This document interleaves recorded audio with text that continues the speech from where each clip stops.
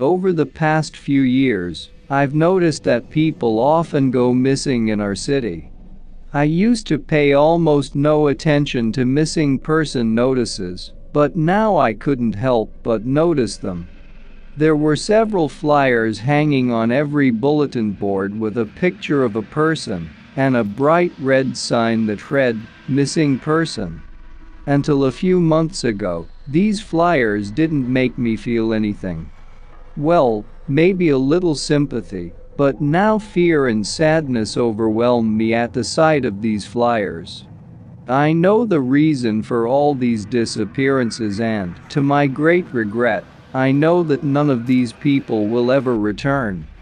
Now, going back a few months in my memory, I begin to see the connection between seemingly unrelated events.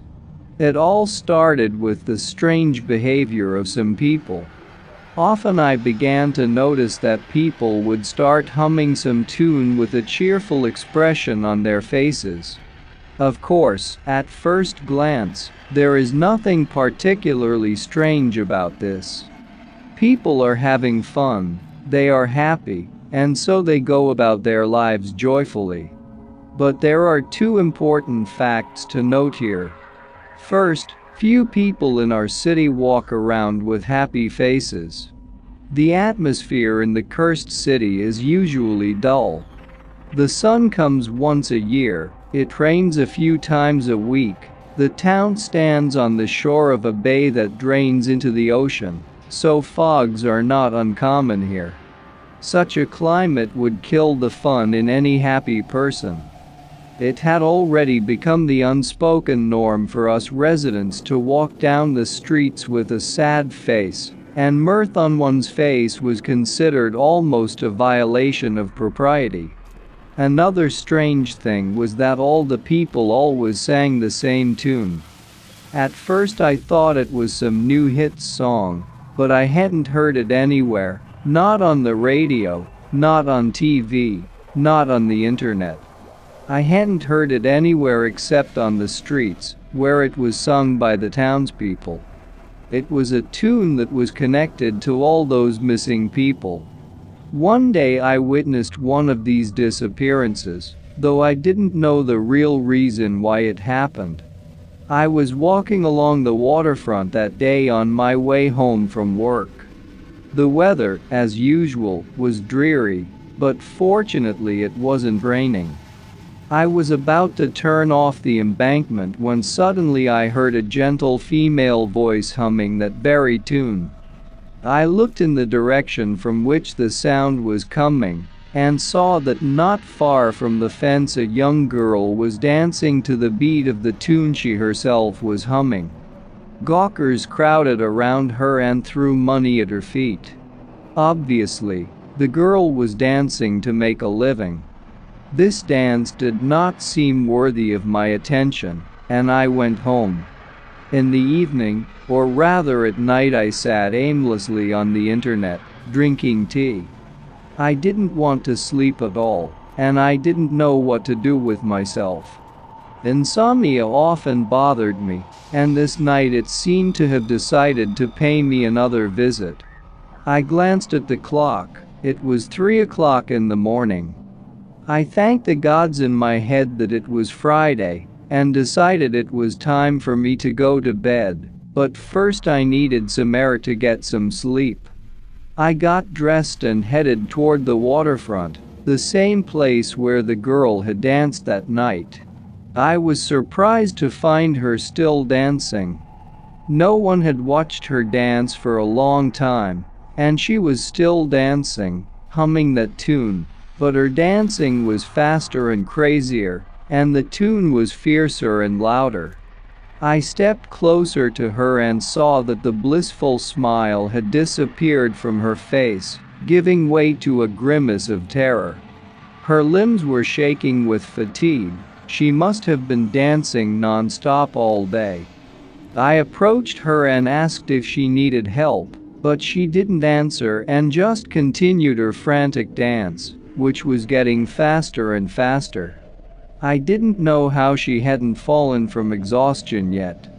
The girl's movements became more and more complicated, reminiscent of gymnastic tricks.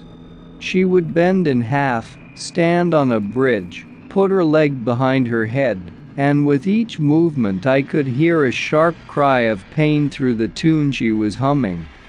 Deciding that if I didn't stop her she would break her bones and die of pain and exhaustion, I reached out my arms to grab her, but she twisted and, like a fish slipping from the hands of a fisherman who had caught her, jumped over the fence and disappeared into the black waters.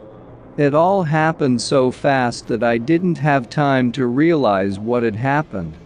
When I leaned over the fence and tried to look into the water, I saw nothing. The girl was gone. I had a bit of a shock afterwards, but I quickly came to my senses and decided that it was just a town madwoman.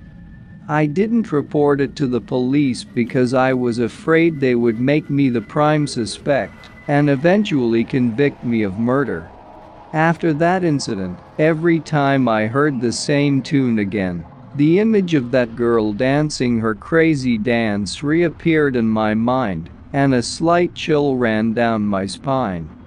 Soon there was another incident connected with this strange music. A good friend of mine and I were walking through town when suddenly he started humming this tune to himself. I was a little startled, but my interest was piqued, and I asked, "What's the tune?" "I don't know," he answered. "You don't?" "I often hear it now, a lot of people hum it. But I can't figure out where it comes from." "I don't know either.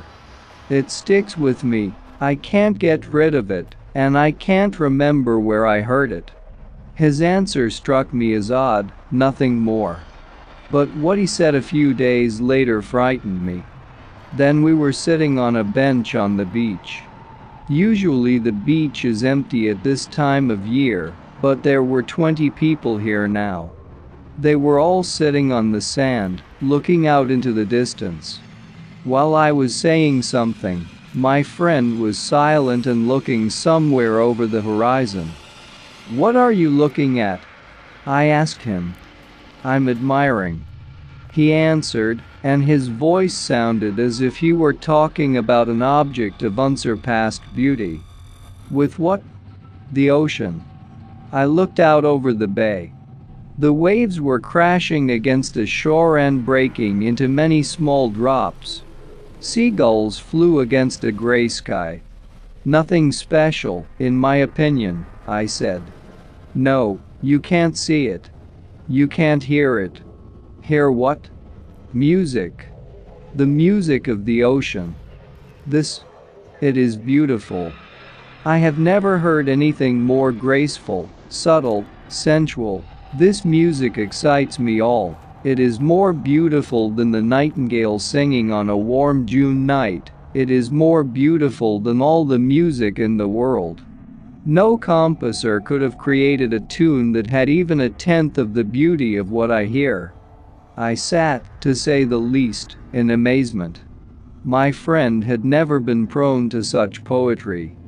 Yes, and the sight of him frightened me a little. His eyes were fixed on the bay, but his eyes were empty. His face expressed complete peace and bliss. It seemed that if a nuclear bomb went off now, he wouldn't even notice it. Suddenly he jumped up, ran to the water, and knelt down. I went over to him and saw that he was gently stroking the water, as if touching his mistress, and then he said, "Someday you will hear it too, and then you will understand how beautiful the water sounds." He fell silent and began humming a tune that I was already tired of. Watching him stroking the water with a frantic gaze, I didn't want to understand the music of the water at all. That was the last time I saw him. He refused to leave that day, so I decided to leave him. I thought he would get cold and come home. But he never came home. He didn't answer his phone. He wasn't online. A few days after our last meeting, His girlfriend called me and asked if I knew where he was.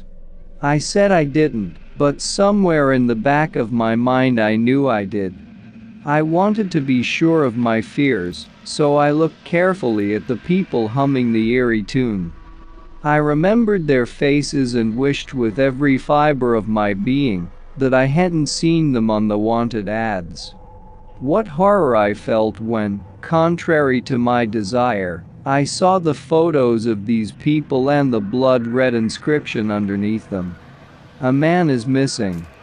I decided that if I didn't want to one day be among these unfortunates, I had to leave town. My closest relative, my sister, left our hometown with her husband. They now live 24 hours away by train. I wanted to move to this town and stay with my sister temporarily until I found a job and a separate apartment. As I was about to dial her number, the phone in my hand rang. When my sister's number came up on the display, I had a bad feeling. "Yes?" I answered. "Hey, little brother." I hadn't heard her voice in a long time. It sounded bright and cheerful. People are always more cheerful when they leave our town.